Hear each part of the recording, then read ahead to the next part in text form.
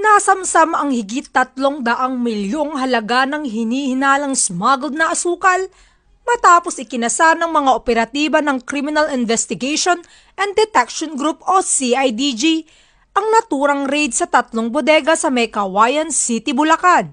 Sa inilabas na investigasyon, aabot sa 95,568 na sako na imported na asukal ang nadiskubre ng mga otoridad sa loob ng 3 bodega sa isang industrial park sa Barangay Perez ng nasabing syudad.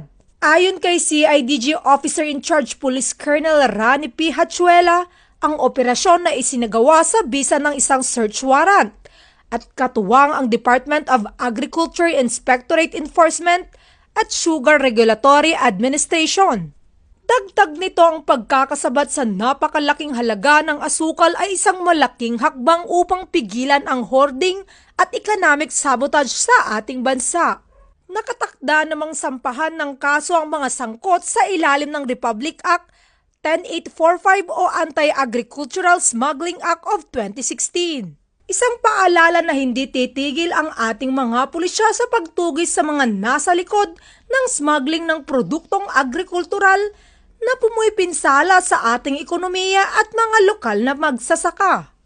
Mula dito sa Central Luzon, ang inyong PNN correspondent, Police Corporal Giselle V. Rivera, alagad ng batas, tagataguyod ng Balitang Pulis.